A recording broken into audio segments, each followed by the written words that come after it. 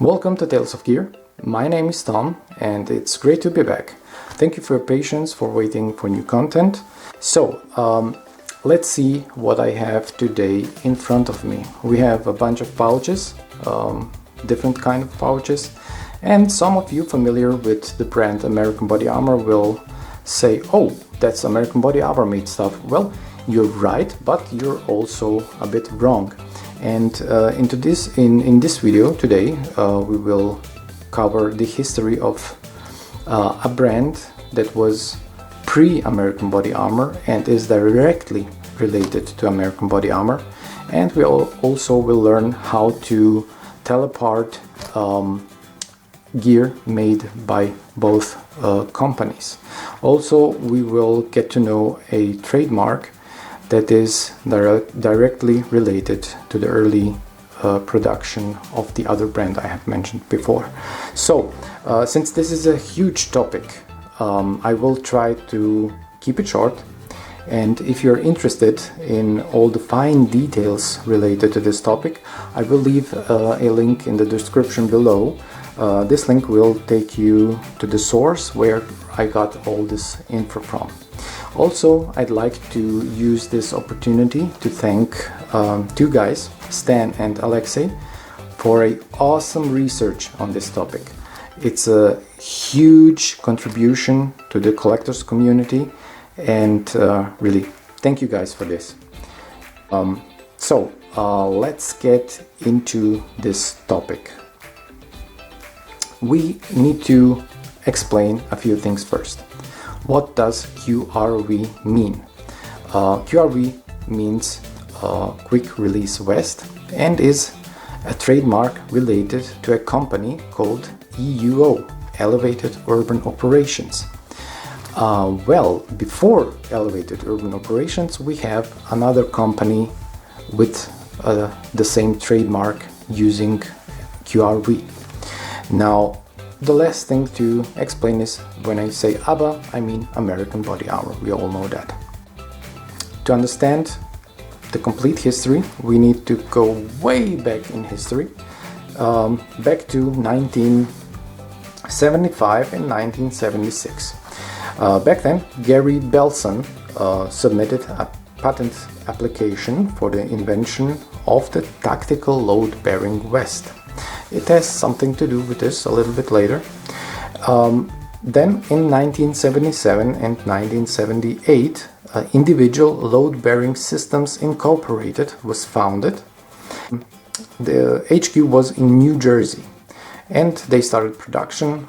This was mainly for police forces and the main product was this individual load-bearing vest, which also was modular. Back then, this vest was produced only for the police and it was actually custom. It was never handed out to the civilian market, and therefore there are many different configurations of this vest, and the main fabric used to make these vests was very heavy OD canvas, like the gear made in Vietnam. The canvas fabric was in different colors. We have different shades of OD. We have also, I have seen blue ones, black ones. So the early production of these tactical vests was mainly with canvas fabric. In addition with some binding webbing, trimmed webbing like this, but mainly canvas. So, to get a better picture of what I'm talking about, let's take a look at a few reference pictures. You will see the early, one type of the early production vest with the early label. Then you will see police using it. And let's take a look and then we continue.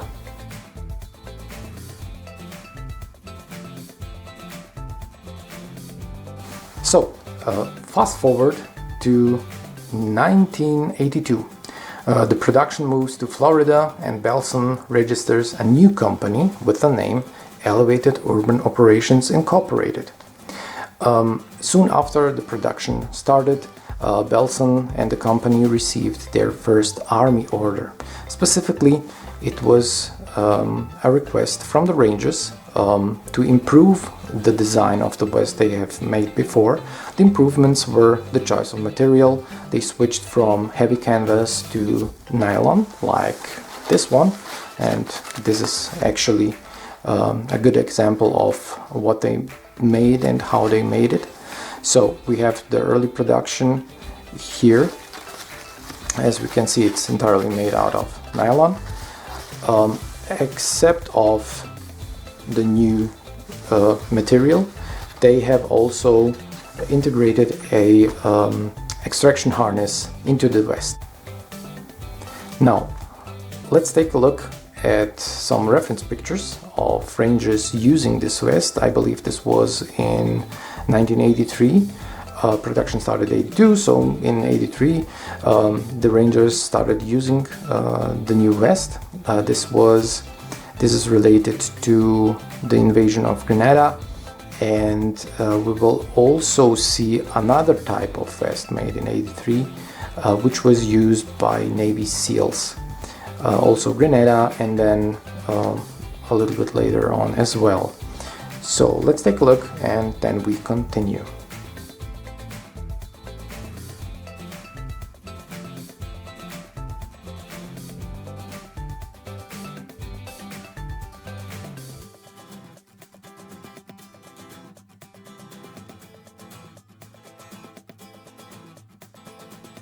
Again, fast forward to the year 1985 and 1986. The company, Elevated Urban Operations, is on the verge of bankruptcy. Negotiations are underway to sell the company. I don't know what happened. Some say it's because the focus was on specific custom orders instead of mass production, and the fact it was never offered to the civilian market. Therefore, this could have led to the bankruptcy. I don't know. Would be great if someone knows and could confirm. But the main player that comes to the scene is American Body Armor, which will then buy Elevated Urban Operations. From 1984 to 1987. 1987 was the year when ABBA officially bought EUO. So in the years of 84 up to 87, actually both companies were making gear, and it's very hard to say when you take a piece of gear, let's see, like this one that has absolutely no label, and say if it was made by EUO or American Body Armor. There are some things you can do to actually try to ID it, and I get into this a bit later. Now, in these years, both companies were producing gear, and that's a small example of that. And then, as I've said, officially in 87, there is no more Elevated Urban Operations, only American Body Armor, which took over all the designs and continued making the gear. The same designs, fabrics, etc. was used up to 1993 with this label, and I won't continue about ABBA. That will be another video just to cover the history of American Body Armor, which is also very interesting. Hope you will join me in this video as well. Now, this is actually all there is about the history of Elevated Urban Operations Incorporated, but there is a little twist. Back in 2021, I was bumping on a vest sold on eBay, and it was a real weird looking vest, but I have immediately recognized the EUO label. Let's take a look at the vest, and then I'll continue.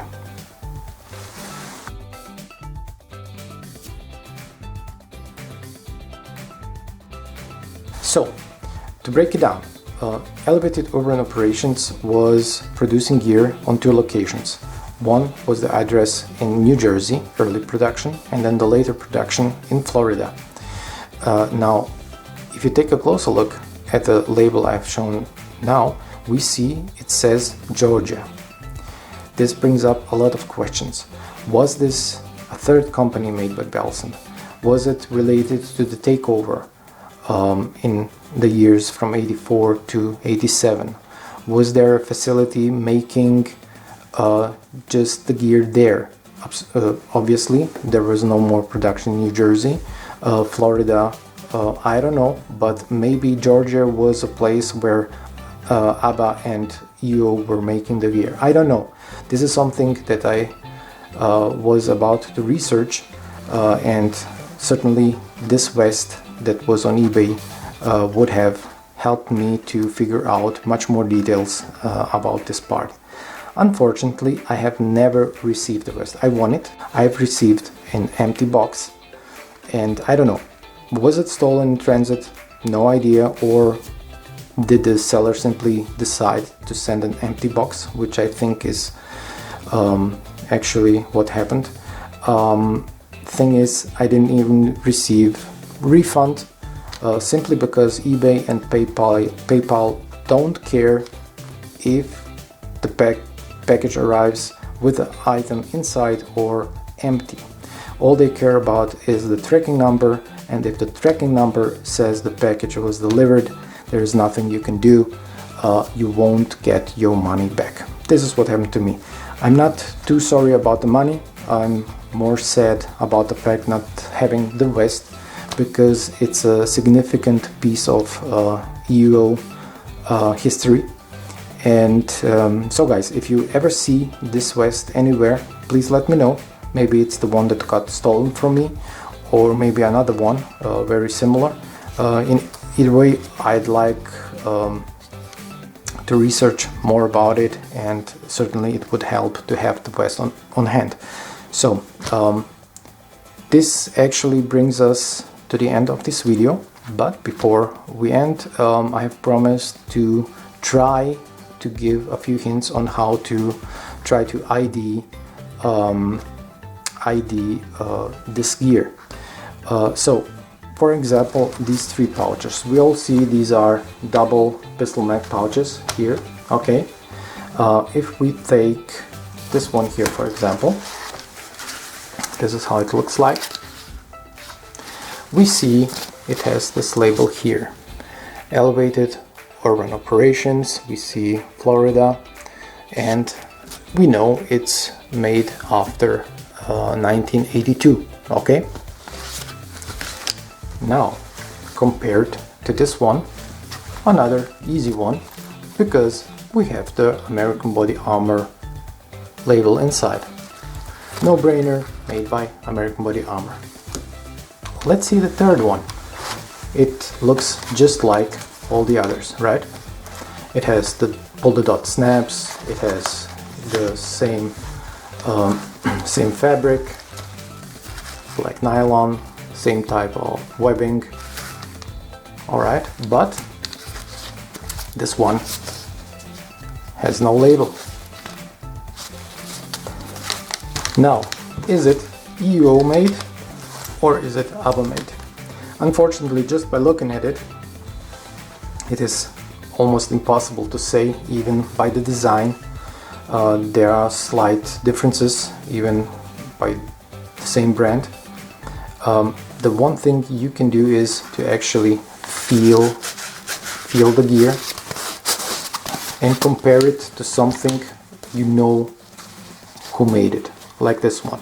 Now, when I compare this one here with this one, the thing I notice is it has a stiffener in between, and it's pretty hard, okay? While the ABBA made one also has a stiffener inside, but it's much softer. Now, this one here that has no label has a much harder stiffener inside, which makes me conclude that this one is also made by Elevated Urban Operations. Okay, now This is one thing how to ID. The other thing is buckles.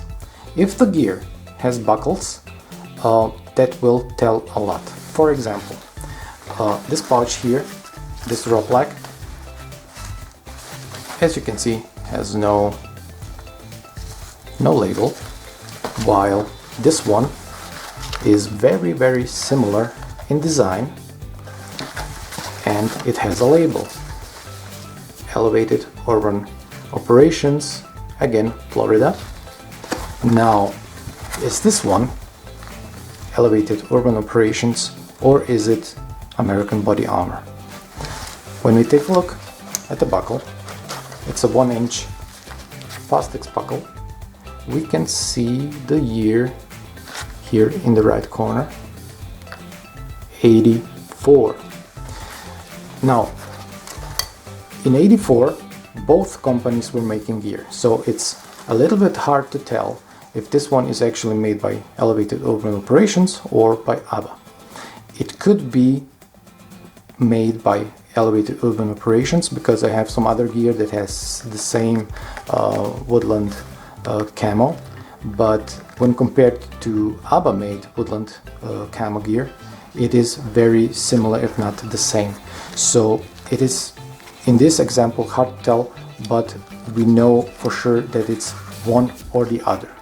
Okay, and of course this one is a no-brainer. It's Elevated Urban Operations made. But when you look at this Fastex buckle, it's a little bit different. The thing you will notice, it has no date in this corner here. This means it's gotta be a production run before Fastex started dating their buckles.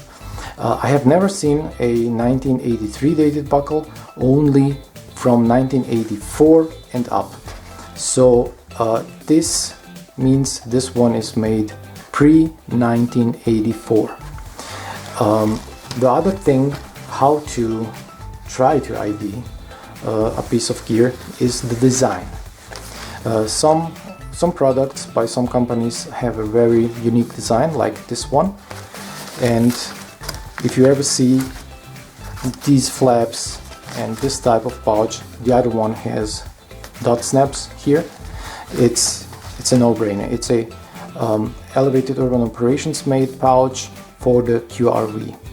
So the design, choice of materials, color of materials is something you want to check when trying to ID a piece of gear. Well, that's it for today. Thank you for watching. Hope this was informative. If you have additional information, please contact me, share it with me. I will make a follow-up video to update all the existing information about this topic.